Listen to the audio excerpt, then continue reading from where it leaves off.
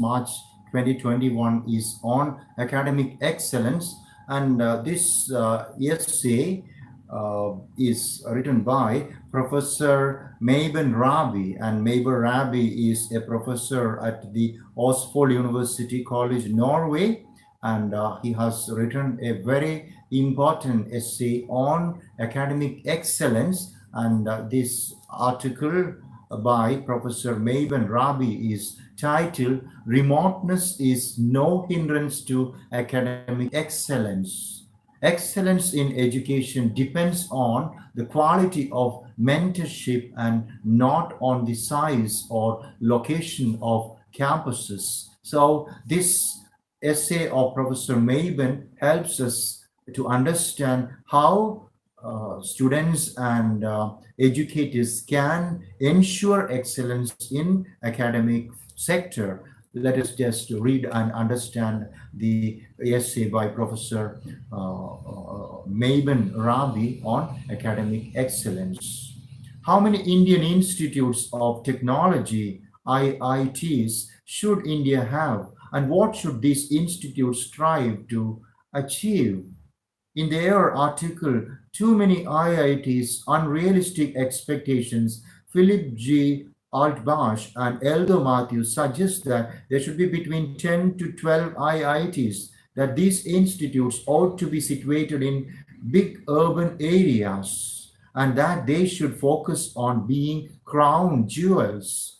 Excellence in education depends on the quality of mentorship, not on the size or location of campuses. To improve, faculties should be made bigger, and recruitment yardsticks should focus on quality and not on quantity. Core functions. The core functions of an engineering school are to guide students along as they inquire and discover their interest in science and engineering, engage students with interactions between technology, society, economics, and environment, prepare students for working careers as designers and gadget makers, but also as entrepreneurs, invent new gadgets and discover new science, and enmesh all of these activities with local developmental needs. Overall, education at the higher secondary and college levels is really a nourishment. It's really a nourishment that society produces to meet and bless the intense energies of young adults. A lack of language and study skills causes some students to falter. Anecdotally, about a quarter of the incoming undergraduates need extra training and confidence building measures in using the English language, because the admission system is a testocracy.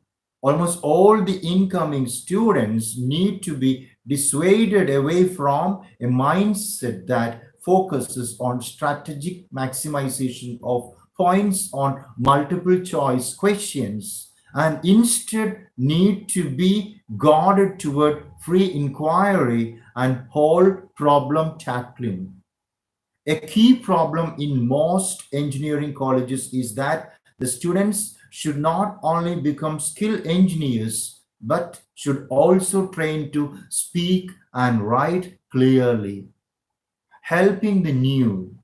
The solution at many IITs has been to set aside time and resources towards initiating incoming students into college level education. At IIT Mandi in Himachal Pradesh, for example, a 5-week induction program gently welcomes them into the academic setting and helps them feel at home. This phase also breaks the ice between students and faculty, making it easy for the students to get in touch with their teachers. This useful program requires time and mentorship of effort from faculty members. The curriculum at IIT Mandi includes courses from a design and innovation stream, which includes a mandatory socio-technical practicum. This particular course has seen significant enrollment of visiting international students. A substantial final year project can be nourishing and fulfilling for anyone completing an academic degree because it presents an opportunity for focused work, bringing together different strands of knowledge and skills on a concrete problem. Sadly, at many IITs, including the crown jewels, this final project is no longer mandatory. One of the key reasons for this regression is that the student strength has been increased without an accompanying proportionate increase in faculty strength. For all these reasons, and because our faculty salaries are lower than the international norms, it makes sense to hire many more faculty members than we do now. In a labor surplus country like India, just as Arun Maira has suggested for the economy at large, we should readily use all the skilled labor that we can muster. Recruitment and retention. Professor Altbach and Professor Matthews claim that faculty recruitment is such a big problem that only around a dozen IITs can be comfortably staffed with world-class faculty. If faculty recruitment was indeed such a big problem, then why would sensible organizations dare to invest in private institutions such as Geo University, Mahindra Ecole Centrale, Shiv Nadar University, Kriya University, SRM University, to name a few?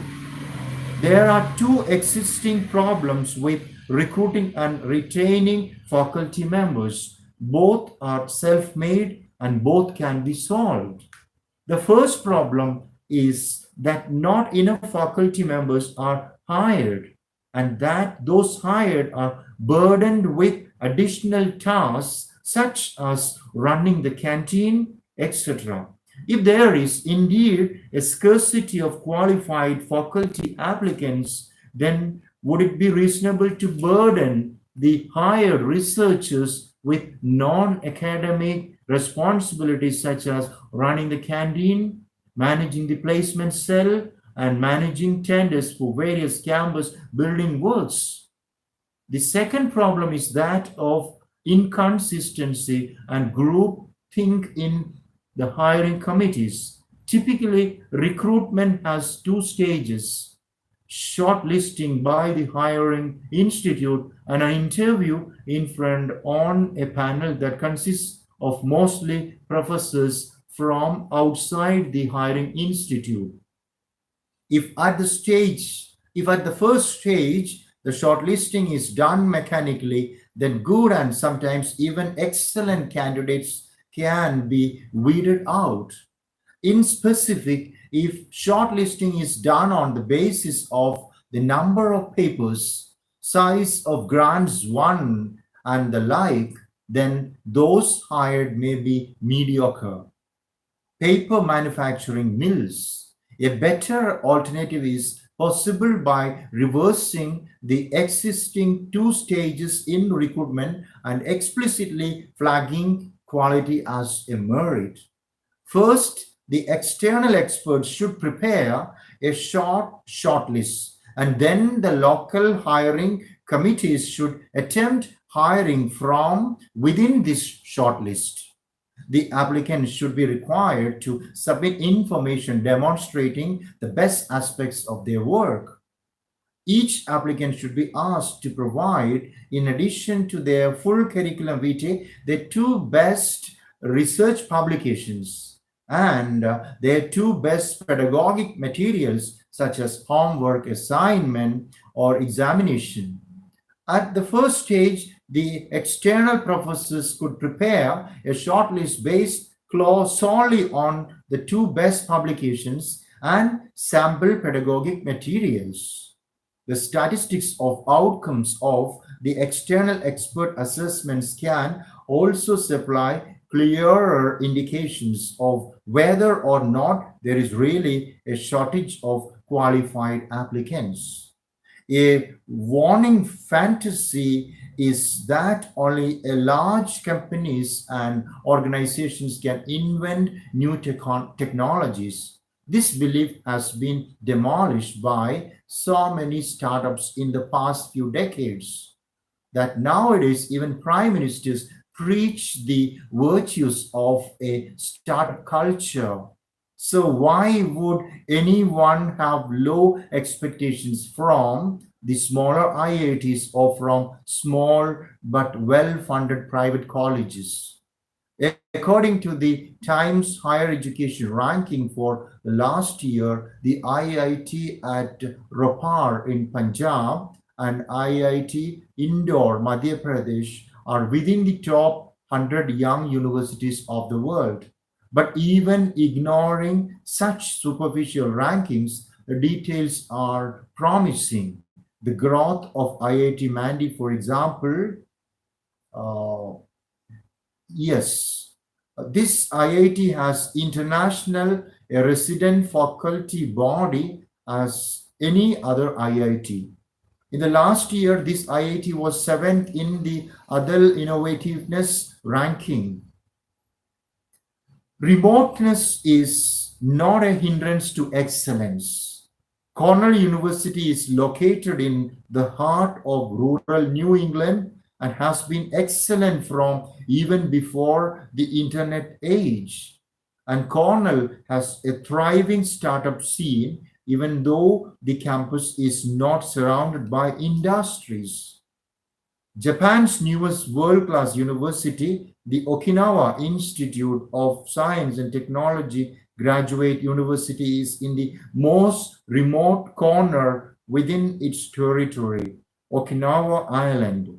In the coming post-COVID-19 future, remoteness that is hand in hand with connectedness may even attract startups. So this article by Professor Maben Rabi is asserting the fact that excellence in education depends on the quality of mentorship and not on the size or location of campuses. So it is, of course, a very significant article which is asking the directors of educational institutions or even universities to ensure the fact that very excellent professors are recruited or appointed because quality mentorship alone can assure excellence. With that, we come to the reading of the opposite editorial article by Professor Maben Rabi, which is titled Remoteness is No Hindrance to Academic Excellence. Thanks a lot for listening.